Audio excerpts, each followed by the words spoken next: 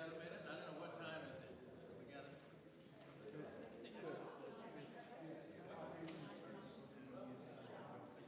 I wanted to show you this collapsing device.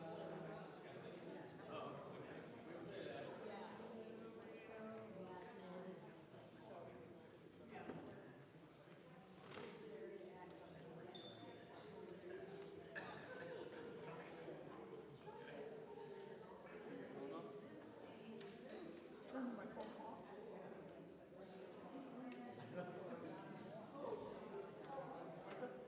Oh, it's off. Yeah, it's a good idea.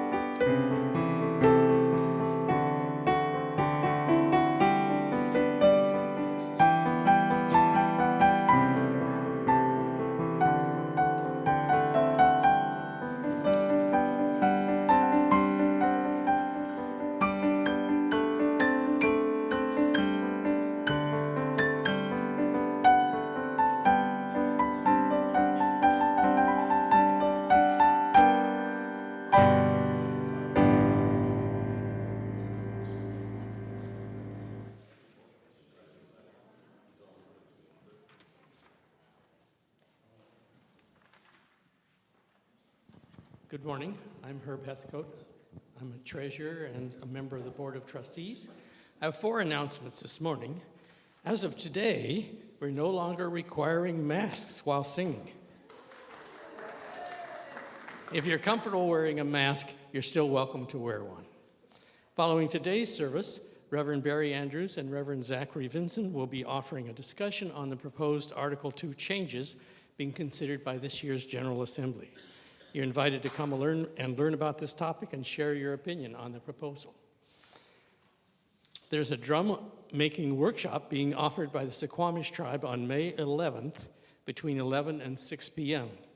Participants will make gifts that they're going to give away during the canoe journey in July. Even if you can only spare 30 minutes, people are asked to come and lend a hand. The workshops will take place at 15838 Sandy Hook Road in Poulsbo. For more information, you can look in the latest edition of the Beacon. And on March 21st, following the service, the membership committee will be offering a membership information session for people who are interested in learning more about becoming a member. This is also a chance to meet other people and learn a bit more about the history and organization of Cedars.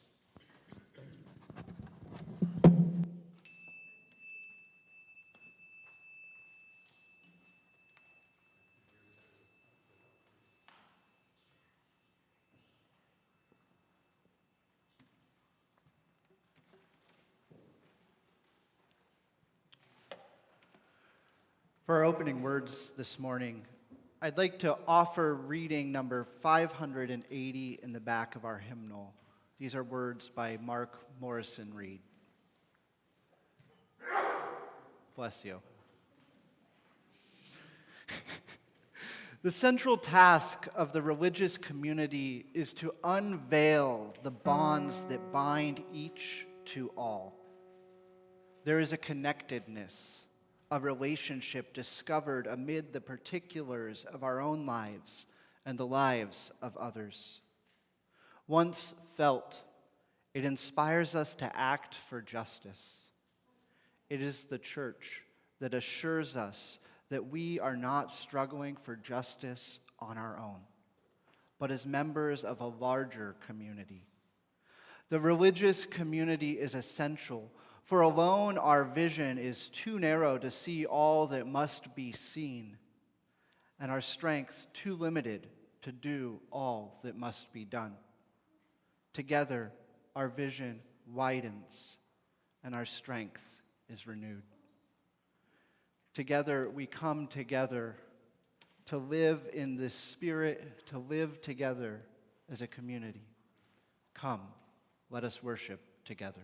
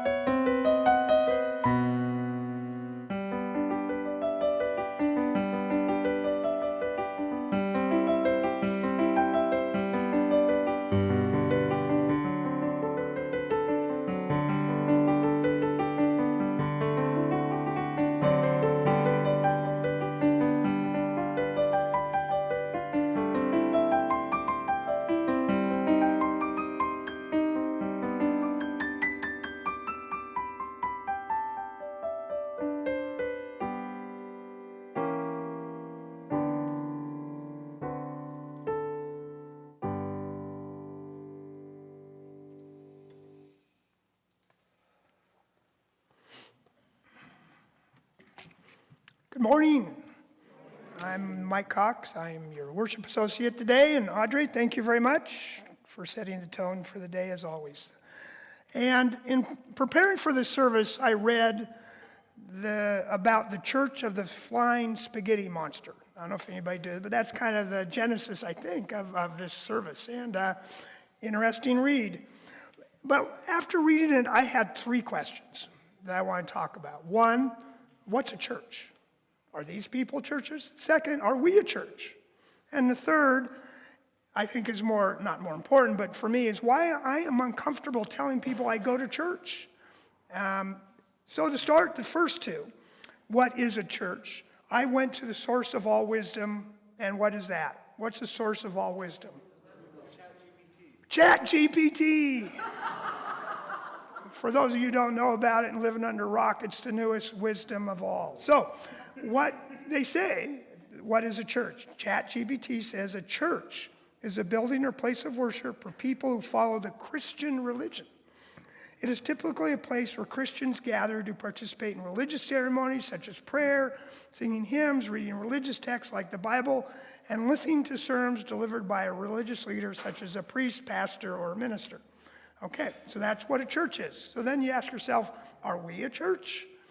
And remarkably, ChatGPT answers that question. It's remarkable.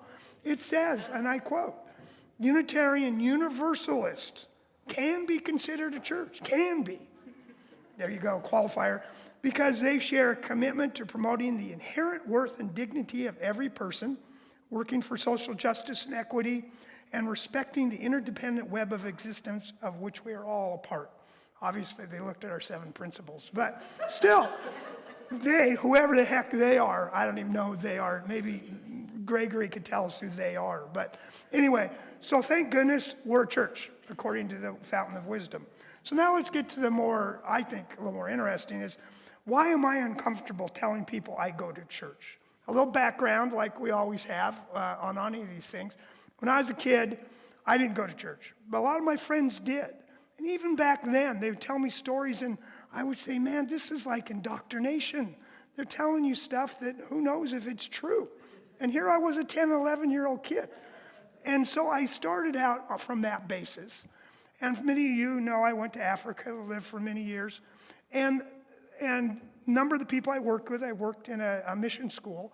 They did great things for healthcare, for education, for the communities and the villages. But I always had this gnawing feeling that these folks were giving people false hope. And they're giving them false hope because what they told them is that your life isn't very good now. But if you believe in Jesus and you submit to God in your next life, everything is going to be great. And that really bothered me. It really bothered me.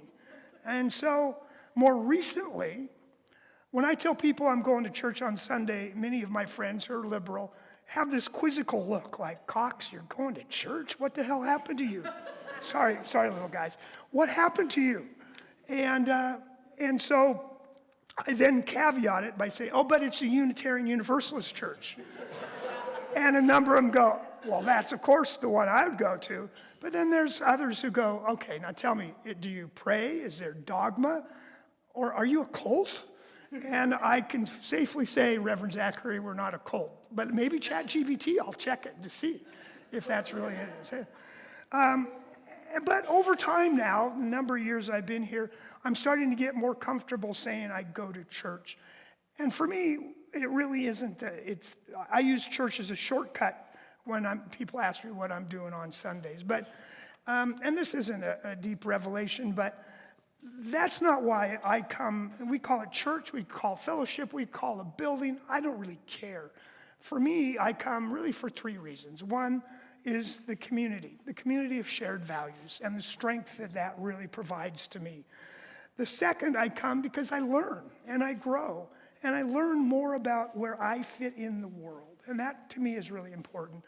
And the last one, I come to church because it gives me hope. And for me, hope is a big deal. So I dedicate the lighting of our chalice to the relief that it is okay to say I belong to a church.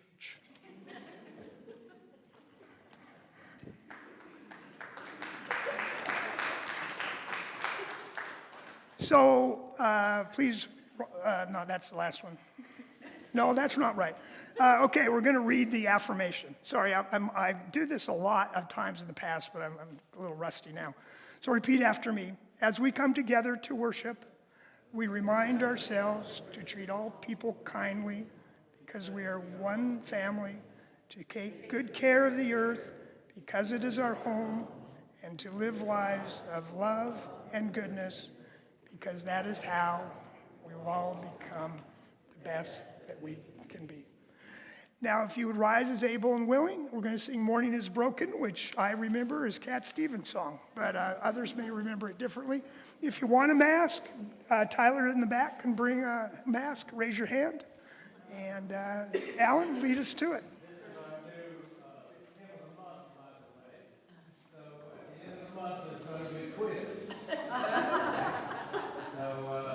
Try to pay attention to the words at least for the first verse.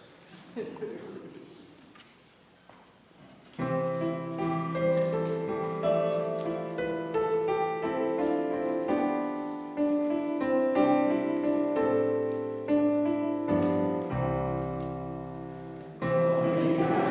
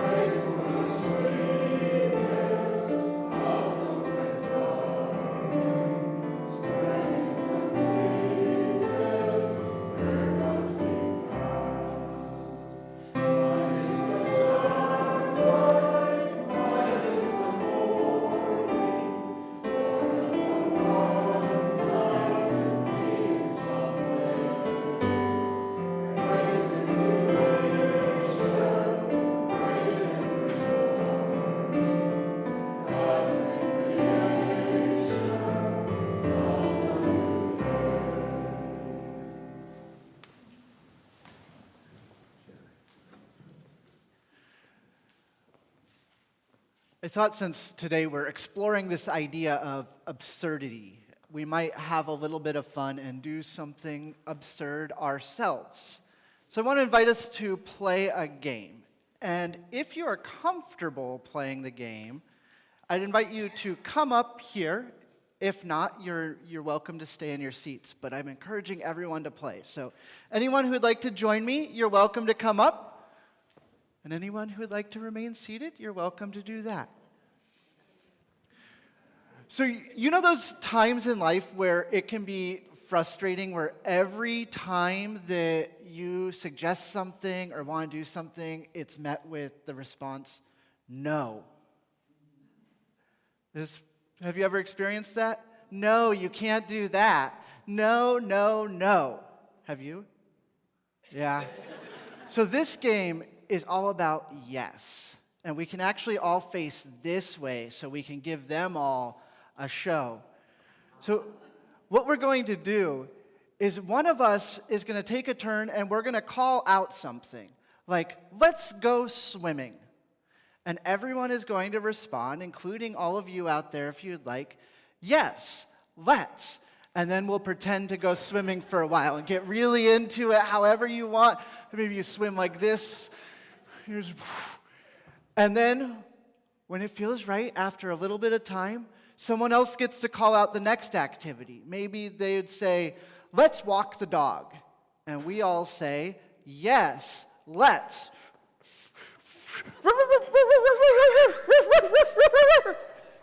And then, what's another idea?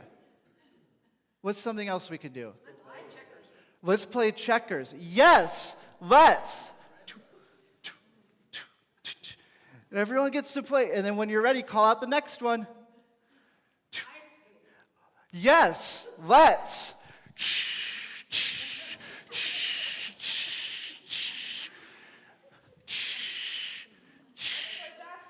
Yes, let's. Oops, a little high. What's something else we could do? Eat ice cream at Mora's. Yes, let's.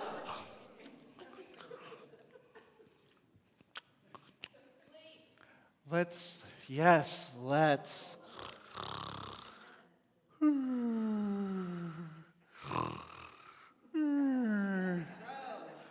Yes, let's. We're rowing now. Yes, let's.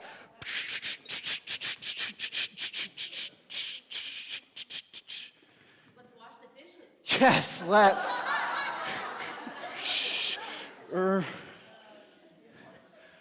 Let's get a tattoo. Yes, let's.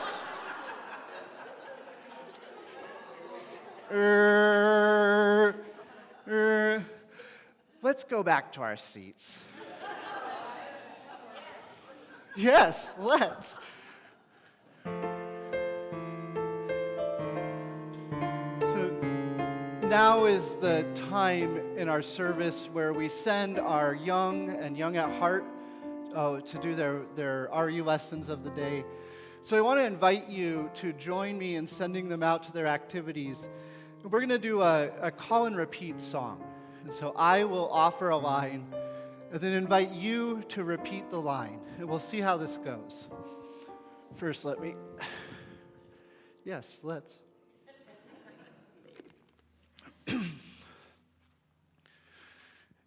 Okay. It's a blessing you were born. And it matters what you do. What you know about love is a piece of the truth. Let beauty and love be what you do. And you don't have to do it alone.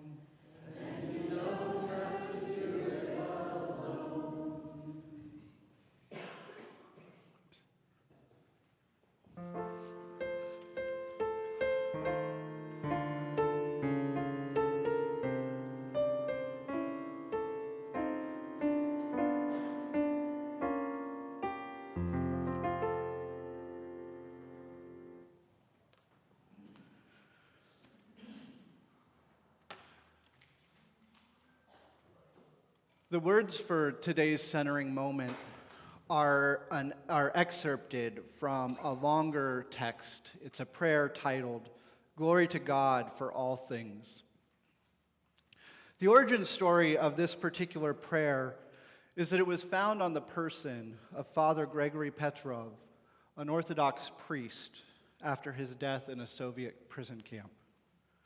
Today, the entirety of this prayer, and it is quite long. If we included it all, it'd probably be about an hour-long reading. The entirety of this prayer is sung in some Orthodox congregations as a reminder of the beauty that can be found even in the midst of hardship and suffering. Let us open ourselves however we feel most comfortable as we pray. O Lord, how lovely it is to be your guest. Breeze full of scents, mountains reaching to the skies, waters like a boundless mirror, reflecting the sun's golden rays and the scuttling clouds. All nature murmurs mysteriously, breathing depths of your tenderness. Birds and beasts of the forest bear your imprint of love.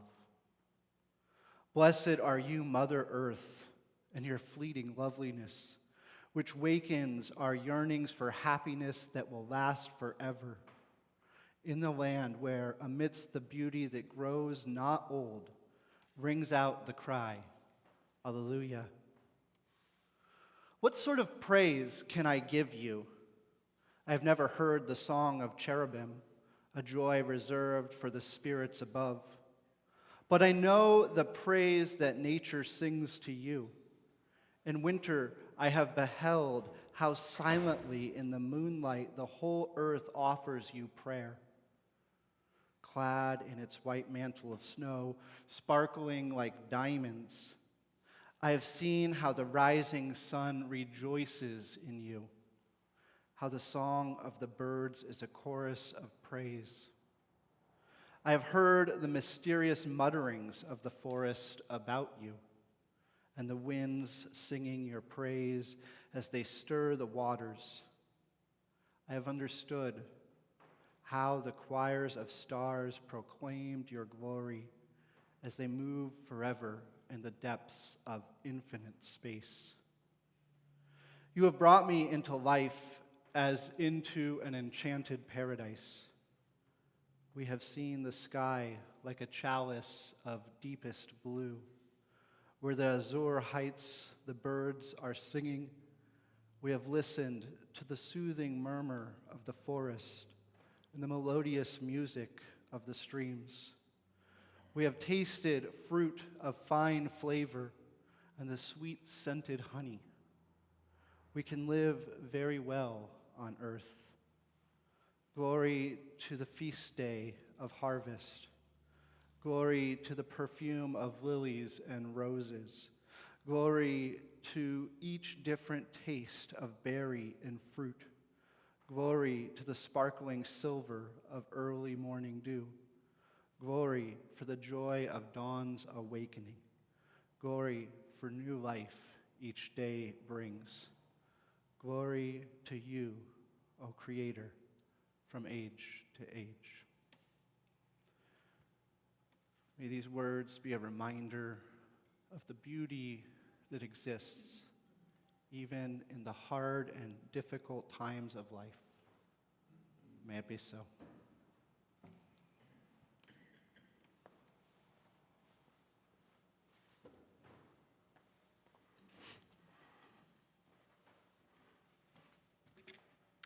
So on many Sundays, this being one, we set aside time for sharing of joys and sorrows.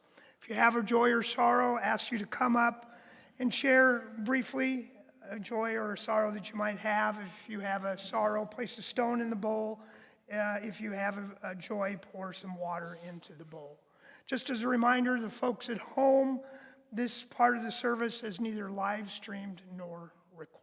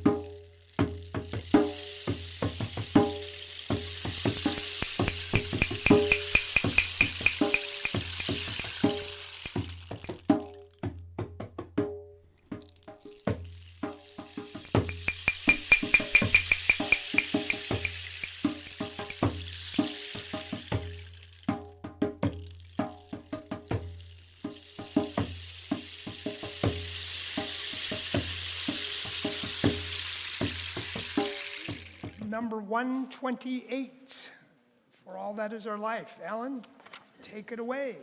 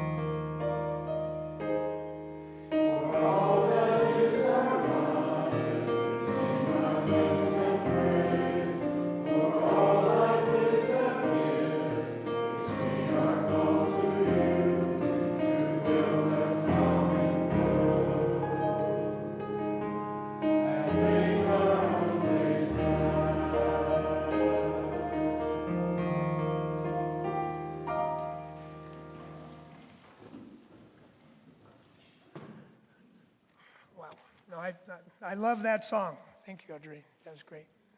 So, for time of the program service is where we ask you to provide the sustenance that keeps us all going here. But before we did, kind of in tradition of what we're doing today, I thought I'd loosen you up with a few jokes about UUs, since we're talking about UUs. And now we know we're a church, not a cult, and so I think we're on the right track. So here's the first joke. I thought it was kind of funny. A traveler couldn't find a local UU church. After looking in the center of town, in the suburbs, and out in the surrounding countryside, the traveler asked a farmer, "Am I too far out for the UU church?" The farmer's reply, "Nobody is too far out for them." Number one. Two, I don't know if anybody watched MASH. Colonel Potter, he was the head of it. Anyway, he said, "The general answers his own phone? He must be a Unitarian." Here's a MASH. And finally, the last one. A UU family moves into a new neighborhood. Their little girl finds a new playmate, and they're happily getting to know each other. One day, the playmate says, "We're Episcopalians. What are you?" The UU child thinks for a minute and says, "I'm not sure, but I think we're League of Women Voters." So there you go. It's always good to poke fun at ourselves, right? So if you're visiting for the first time, please feel free to let the basket pass. You're our guest, and we're happy simply that you're here with us today.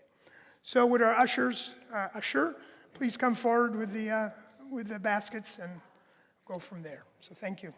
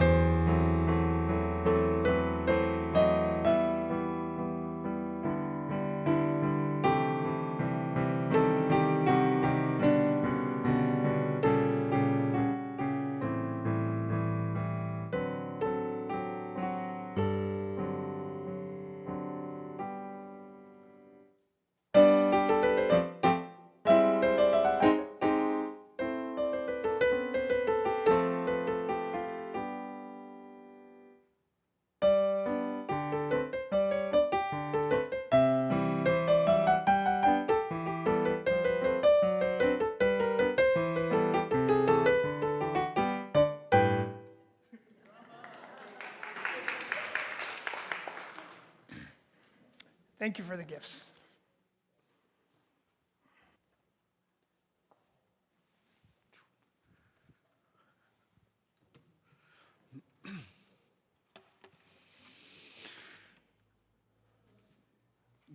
God is a comedian playing to an audience that is too afraid to laugh. God is a comedian playing to an audience that is too afraid to laugh. Some attribute this particular quote to 18th century French poet, satirist, and philosopher Voltaire. I will admit that until recently, I was in the camp of people who thought that Voltaire had originally said these words. And as it turns out, I was wrong. But I think the reason why I thought it was these were Voltaire's words as well, because a philosophy professor had told me that they were. Also, if you're familiar with any of Voltaire's work, this theme of God being a comedian at which we're too afraid to laugh really fits in with some of his other writings. In his most notable text, a prose-length philosophical proof titled Candide, that demonstrates that we don't live in the best possible world. If you've ever read this text, you'll understand why I might think that Voltaire said this. In Candide, we get a narrative of a young man, Candide, who is faced with a series of misfortunes. He meets each of these unfortunate events: conscription into the military, imprisonment, shipwrecks, pirates, an earthquake, betrayal, a fire. He meets each of these unfortunate events with an optimistic saying. We live in the best possible world.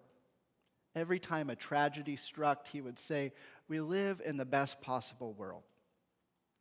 Now, I should say this particular phrase about living in the best possible world is something that comes out of the Western philosophic tradition. For many people who believe that God the Father, as is believed in Christian traditions, created everything, like the Genesis account, for many people is believed that this has to be the best possible world because God is all good. And God couldn't make something that is flawed or imperfect, and therefore we live in the best world possible. And that's the view that Candide took. Each of these disasters, until finally, towards the end of the novella, he breaks down.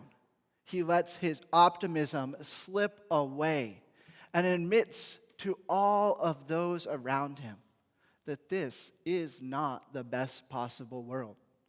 He can imagine a world with more good. If he can imagine it, how can this be the best possible world?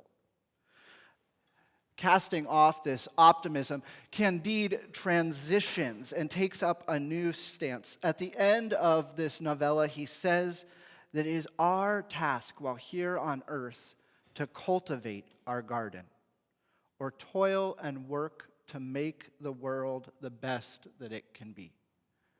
That we shouldn't be endlessly optimistic saying it's the best possible world, but instead put ourselves to work, as he says, tending our garden, working to make the world better. Given the plot of this text and the conclusions that young Candide reaches, it doesn't seem far off to me to imagine that Voltaire might say something like, God is a comedian playing to an audience that is too afraid to laugh. But he didn't. Nowhere in Voltaire's published and personal writings that we have, at least, can we find this phrase or something that would even be similar enough. In fact, the earliest instantiation of this quote that we seem to be able to find, or scholars who have gone and looked into this, is attributed to American journalist Henry Louis McKenken, who lived over 100 years after the death of Voltaire. Now, the misattribution of this quote might not seem like a big deal to some of you, but it is for me. This quote is one that I have built a lot of my theological understanding on. For those of you who were on the search committee back in 2019, on my web page, I had a picture of me, this quote imposed on it, because I do believe that there is a certain humor to things that we just don't get to know. We don't get in on the punchline. A fundamental belief of mine is that life at times, and most of the times, is absurd. By this, I mean that life is irrational. The fact that we are here seems to defy all the odds. Even accepting that, few things in our life actually make sense. Why do we do the things we do? A few weeks ago, in my Easter sermon, I posed the question, why do bad things happen to good people? In that sermon, I never came to a definitive answer. I don't know why. Perhaps there's a larger order to events that we just don't get to know. Or maybe life is just random and capricious. This unknowability is the feature that makes life absurd to me. We are here, but we don't get to know why. We don't know the meaning of life or what caused us. All these things remain a mystery to us. We grasp and tell each other stories in an attempt to understand. But ultimately, it's just that, grasping. It's kind of humorous if you think about it. It's like we're part of a joke that never reveals its punchline. It'd be like if Mike got up here and told his jokes again, but never finished them. And somehow he still thinks they're funny. God is a comedian playing to an audience that is too afraid to laugh. At times, I think that religious folks, Unitarian Universalists included, take ourselves a little bit too seriously.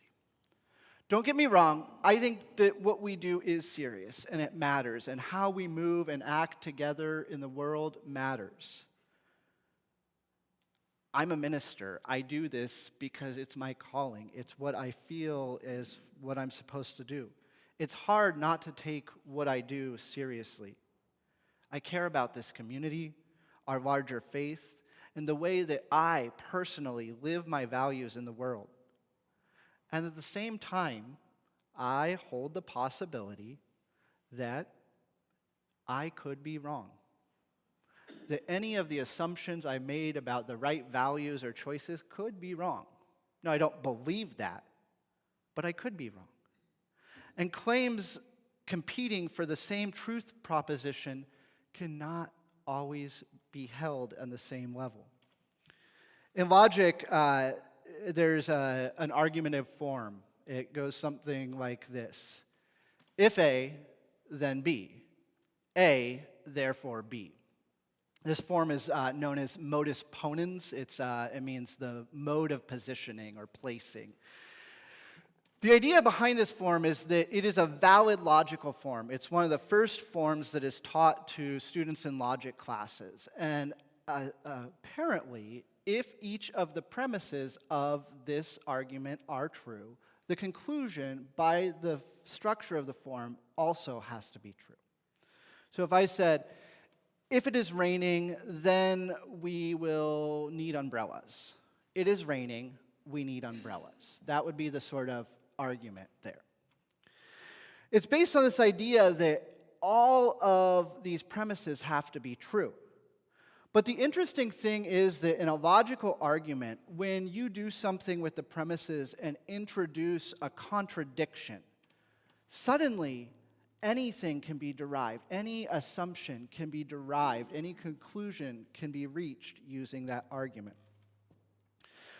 Sometimes in logic, a contradiction is summarized as being something like A and not A. So you have the case of A and the case of not A. Well, how can this be, that something both is and isn't? it's not raining. So if I said, it's not raining right now, and it is raining right now, here in this hall, it's not raining right now, and it is raining right now. From there, I can arrive at any conclusion through the use of some logic rules called simplification, addition, and disjunctive syllogism. I won't get into that, and I promise I get back to the more interesting stuff here soon. So with this, I could say that it is not raining right now in Webster Hall, and all cats are purple. It is raining and not raining right now in Webster Hall, and gravity is running in reverse today. It's raining and not raining right now in Webster Hall, and there is $1 million in the offering basket. Obviously, none of these things is true, and yet, according to formal logic, the conclusion is valid. It's not sound, but it's valid. If it is both raining and not raining right now in Webster Hall, then any of these conditions can logically be true. So what's our out here? What's our out? How do we get around this? Well, some logicians say that you can't. There's no way around it. We'll never know. And others say that it is about attacking the particular premises, attacking what is called the soundness. To be sound deals with truth. Unsound is falseness. So you attack the soundness of a premise and thereby undermine the whole argument. So this is all great, but why does it relate to our talk of religious absurdity? Well, this is a strategy, actually, that many religious groups have used as a way of advancing political positions over the years. I'm going to give you an example of one of these, but first we're going to do a little time travel here. On Sunday, December 4th, 2005, at 1:11 p.m., the founder of the Pastafarian religion, the prophet Bobby Henderson himself, wrote an epistolary correspondence to a member of this congregation. The letter was concise and to the point. It was one sentence and simply read, "You're flawed." This was an email exchange between Bobby and our own Gregory Cook. He had written the young prophet offering some feedback on one of the mathematical charts that Bobby had included in his recent publication, The Gospel of the Flying Spaghetti Monster. As we know, Gregory knows quite a bit about math. And the response was, "You're flawed." Gregory, it was not very you of Bobby to tell Gregory that he was flawed, and I'll be honest, I don't think you're flawed, Gregory. I think you're delightful. All personal conflict aside, I do think that this book, and mathematical conflict aside, I do think that this book, The Gospel of the Flying Spaghetti Monster, has played an important role in the issue of states' rights and separation of church and state in our country. This gospel was written earlier in 2005, before Gregory had emailed Bobby. And it was basically a treatise that Bobby had written to the Kansas State School Board. At the time, the Kansas School Board was planning to start teaching intelligent design in public schools. This was, at the time, I remember being in high school then, there was a lot of talk around whether or not evolution should be taught in schools, and if evolution was taught, should competing theories be taught? And so Kansas said, well, if we're going to teach evolution, we're going to teach intelligent design as well. But specifically, we're only teaching the Christian version of intelligent design. Well, when Bobby found out about this, he decided to share his revelation with the Kansas School Board. And he showed up to one of their meetings and told them that he thought it was a great idea for them to teach intelligent design in school, but only if they also taught his version of intelligent design. Seems like a reasonable request, right? If you're going to teach one religion, one religious viewpoint, you've got to teach them all. You can't discriminate. And that's all that Bobby wanted, was to be treated fairly. To give you an idea, though, of what he was asking them to teach, here is an excerpt from this gospel that he brought to the Kansas school board. It says, "The flying spaghetti monster created the universe and a bunch of planets, including Earth. No one except himself was around to see it, but we suspect it was rather dull. The initial creation obviously must have been spectacular, but he then spent the next 10 to 100 years painstakingly preparing the universe to appear older than it actually is. Photons were placed individually en route to Earth, ostensibly emitted millions of years ago from stars across the galaxy. In reality, we know that each photon was divinely placed redshifted one approximately to make the universe appear to be billions of years old. We are still finding his camouflage methods at work today. Each time scientists discover an apparent evidence of a billion-year-old universe, we can be assured that this is just more elaborate preparation he put in place." Essentially, the stance that Bobby takes in his religion is that you can't disprove this. So you might hear those debates like, prove to me that God exists. Well, I don't know that you can prove or disprove. And the same is true about the flying spaghetti monster. I think of, there's another in sort of philosophy of religion, there's an example about an invisible teapot that is said to be, I think, circling the moon. And you can't prove it's not there because one of its qualities is it's invisible. And so you can't prove it. And it's a way of sort of creating this critique. And do you know how the school board in this case responded? Can you take a guess? They dropped the plan to teach intelligent design entirely. It was removed from the table, and to my knowledge, it hasn't come up in Kansas since. I know there are other places. Since then, the Church of the Flying Spaghetti Monster, or the Pastafarians, as they like to call themselves, have become a global religion.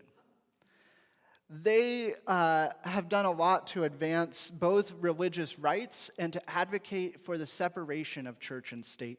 I think there was a case in Canada a few years ago where in Montreal, or in Quebec, there was the question around whether or not public service workers could wear the hijab when they were on the job.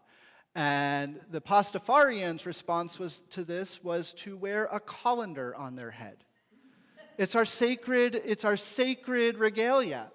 There are many places where Pastafarians will get their passport and ID photos taken with a colander on their head.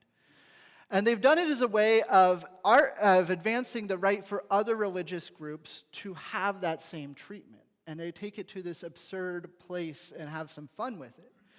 I think in addition that there have been many places in Russia where there's an active group in Russia that, as you probably know, Russia is not the most friendly to all religions. And so they have worked a lot to cause scenes. They've established actual church buildings, been licensed as churches, to help advance a diversity of religious views in Russia.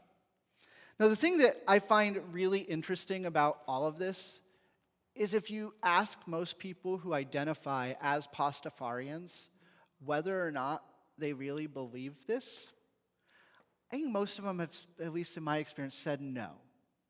But it's about taking this religious discourse and using some of the legal tools that are in place, creating these absurd situations, creating contradictions where anything can be derived from that point. And so instead of advancing agendas of extremism, we stop. These two things cannot both exist in the same space and be given equal weight. Beyond these examples of the Church of the Flying Spaghetti Monster, during many of the debates around same-sex marriage in the 2000s, there were churches that sued states saying that allowing gay marriage to take place would infringe upon their religious liberties. In response, other churches, including the Pastafarian Church, the United Church of Christ, filed countersuits that said not allowing these marriages to take place violates our religious rights. There's a power in creating these sort of contradictory absurdities.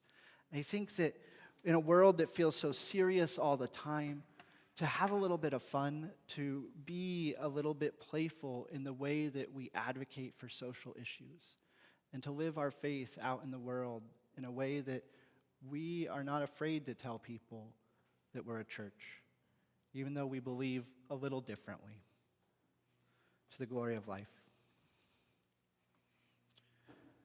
In closing, I'd like to invite us to rise as you are willing and able, and prepare to sing our final hymn of the service. It is hymn number, I believe, 6, Just As Long As I Have Breath.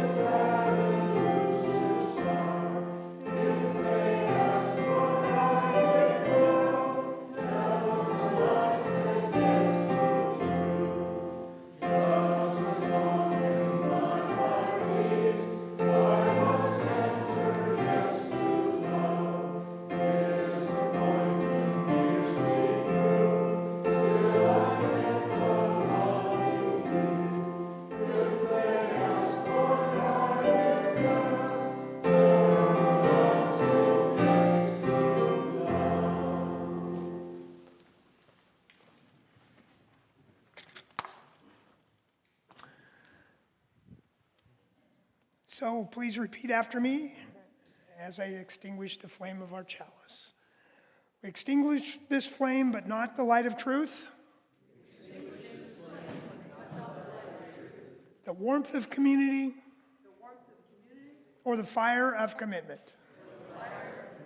These we carry in our hearts until we are together again.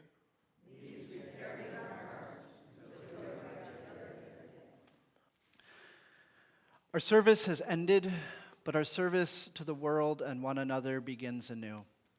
As we go forth, may we not be afraid to embrace the absurdity of life that surrounds us.